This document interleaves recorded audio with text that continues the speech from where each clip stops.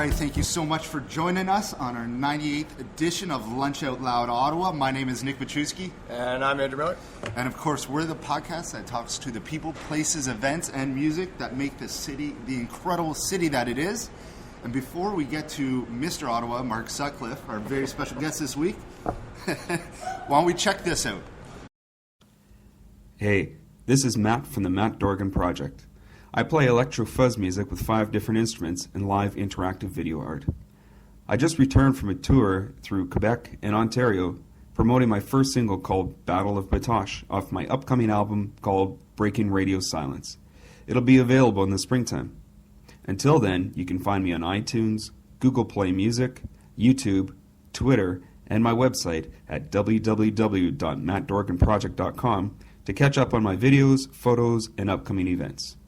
And right now, you're in good hands listening to Lunch Out Loud.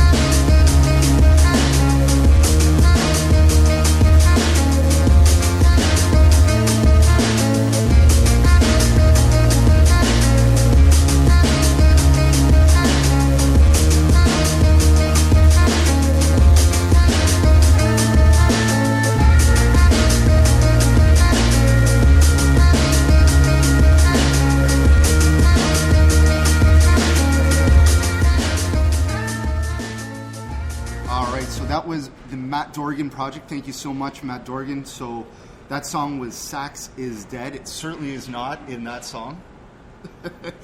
So before we get to our special guest this week, just to let you know that Jen from Foodie Prints, as always, comes on at halftime. And she'll be talking about the LAFF, the Local Vor Artisan Food Fair, coming up on Sunday, as well as she will be providing a review of Belmont Restaurant. It's in Old Ottawa South. I have not heard of it, so I'm very excited to hear this. It seems there's a new restaurant almost weekly these days. Yeah, the local Ottawa opened yesterday. Yeah. So that's a new one at Lansdowne, which will be very exciting. Maybe I'll go there out for lunch today. There you go. Yeah. But you're sick, so you're going to have to... I know, but I promised the wife I'd take her out for lunch, so... And you can't break a promise with the wife. There you cannot, go. No. All right, so we're joined with Mark Sutcliffe, Mr. Ottawa. He is involved with pretty much everything you can think of in this city. So kind of hard to put another title on you. I don't know. Yeah, well, I'll settle for that, I guess. It sounds a little too fancy, though.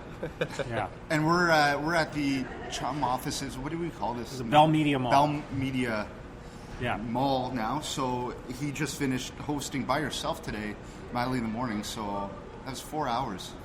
Yeah. And then joining us. Yeah, that's right. That's a lot of talking. And this is your 98th episode, so yes. I'm very curious to find out who you're going to get for the 100th episode. 100th is that's going to be a big one. Special status, right? It is. Somebody will be the guest on your 100th episode. We announced it as our guest we wanted for a 100th episode last year, and we were able to get him for this year. So, oh, really? Yeah. So yeah. It's very Are we good. allowed to say who it is? Yeah. Did we already say? No. We're very fully transparent on this. Yeah. So No secrets. Mark Monahan's going to be okay, our great. 100th guest. So. Yeah. Very deserving. The man behind Blues Fest. You could call him Mr. Ottawa. We could. No, you're Mr. Ottawa. Did you catch any of Alfie's return last night? I know you wrote an excellent article in The Citizen last week. Yep. Yeah, I was actually at the game last night, so that was a great thrill to be there. He's an incredible guy, and as I wrote in the article in The Citizen, I think he's done even more off the ice than he has on the ice, and he's certainly done a lot on the ice, but I've talked to people who were inspired to finally speak out about their own mental illness, their own battles with depression or post-traumatic stress disorder, because he attached his name to that cause. And he did it at a time when that wasn't as cool as other worthwhile causes.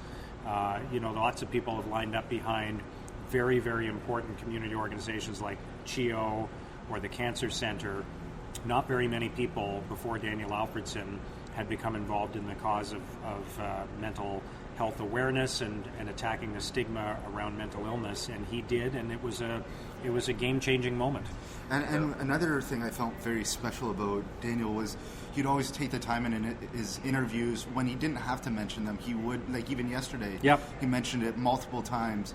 And that's something that you do see with a lot of athletes. They will be with causes, but they'll have to be reminded, you know what, you have to be attention Yeah, that's to a this great cause. point, because Daniel Alfredson, I think, waited a long time to decide what he would get involved in. Really? Because I think he wanted to get involved in something and do it right and have it be something that he was passionate about, and he wasn't going to do something just to attach his name to it and kind of have it continue on without him and occasionally be involved. He wanted to do something that he could get deeply involved in and make a long-term commitment. So he chose this very carefully, and he's followed through on his commitment. Even when he was in Detroit, he was still in touch with the Royal Ottawa.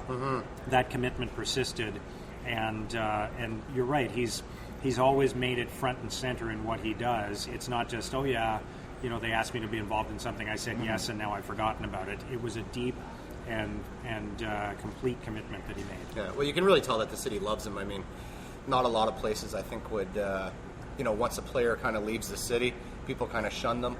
And I think, even though Alfie was leaving either way, I'm pretty sure the first game back he got a standing ovation when he came back with Detroit. And then, for the city to allow him to come back and retire with us, I think that's fantastic. Oh, no, it was world class from Ottawa with Eugene Melnick and Brian Murray. They did. Yeah, and I think it was great, and I think they probably set a new precedent now, this idea of the pregame skate, which had never been done before. Yeah. The one-day contract was not a new thing, but the pregame skate was kind of their idea, and I think it worked really well, and I'm sure you're going to see that repeated with other stars coming back and playing. I'm hoping Ginla goes back to Calgary. I'm a Calgary fan, so I'm hoping he goes back. I mean, there it would make retire. sense, right? Yeah. It would make sense, and that's the way it works. This one-day contract thing has been happening, and now maybe when a guy like Jerome Ginla decides to retire, he will do it that way. Yeah. But I think it was a great moment for Ottawa. There are still some people out there who are kind of still mad at Daniel Alfredson because he left, but I don't accept that. I think that's just part of the game, and it is. I mean, it's not a big deal. And look, the fences are mended now to the extent that they were even damaged in the first place. Yeah, you can't blame a guy for going and try to get a Stanley Cup ring. It's just that's the goal in that sport. The ultimate goal is winning the Stanley Cup and or a gold medal, I guess. So. Yeah. And he's not going to leave Sweden to come to Canada for the gold medal, right? Yeah, although he was singing, he and his whole family were singing "O Canada," which I thought was great. And this obviously he refers to Ottawa as his adopted hometown, and this is where his kids were born. So this is his community. His brother still lives here. Or his brother is his brother lives. He's a police officer here in Ottawa. Yeah. And hopefully they name it Alfie Way instead of Palladium Drive. So I know you were right. Yeah, I think that's a great idea. Yeah. All right, so getting to know our guests as we always like to do. Mark grew up, born and raised in Ottawa. That's right. Can't be Mr. Ottawa without being born and raised here. I just want to be clear, I have never tried to be, nor have I ever used the term Mr. Ottawa. Yeah, we're coining that. Yeah, this is all Nick and Andrew. It's not me that is proposing this or even endorsing it. Thank you. Anybody doing research on you or interviewing you would think the same thing. Which part of town are you currently living in? So I live in what would be called West Wellington, which is sort of near Holland and Wellington, the Tunney's Pasture area, which is a great neighborhood, and I'm really, really lucky that I got into that neighborhood before the house prices started soaring because I probably couldn't afford to get into that neighborhood now, but it's a wonderful neighborhood. We like it. It's urban. You can walk around. You can get downtown very easily. It's close to public transit, so it's a great part of town. And you're liking the new changes. And your counselor is Jeff Leeper. Jeff Leeper. So you have the new counselor, and he did great work in his first meeting on Tuesday. Yeah, it was interesting to see a few of the new counselors speaking up at that meeting. Loved it. I think that's great, and there are several of the new counselors who have a lot of experience with city issues, even though they've not been counselors before. So I imagine that they're going to feel very comfortable in that environment, maybe more so than the last group of new counselors, some of whom didn't have as much experience. Yeah, it was a very progressive first meeting. It was really a breath of fresh air. And kind of, we like to get to know restaurants and off the beaten track. I know you're a big runner, so maybe paths around that area that you like to run on. that Oh you yeah, recommend? there's lots of great places to run in Ottawa. We've got a great network of paths, and I like to run by the Ottawa River. There's a path along there you can go forever without ever hitting an intersection, which is great. I run along the Rideau Canal sometimes. In the winter, of course, your options get narrower, so I end up just running on the streets of my neighborhood. But in the summer and the spring and the fall, I like to run by the river. And what about restaurants? I mean, obviously you're in a great spot where a lot of new restaurants have been popping up and a lot of old favorites. Do you have any of either new favorites and old? Sure, yeah. I mean, there's some great restaurants in our neighborhood. We like to go to Absinthe. We like to go to Agave. There's a great, relatively new place called the Flying Banzini. Oh, which I saw is that. a sandwich and pizza place. We get takeout from there, or we eat in quite often. It's kind of a great spot for lunch or They take their meat seriously. Yes, they do. Yeah, and it's a really great place actually. I like Za as well. My friend Ian Amers owns that place. There's one in Hintonburg. There's Gezellig that Stephen Beckta started in Westboro. So there's no shortage of great places to eat.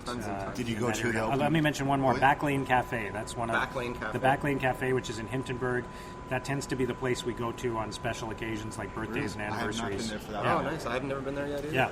Yeah. Did you go to the open of Becta 2.0? No, I haven't been there yet. I hear it's great though, and we've been to Play many times.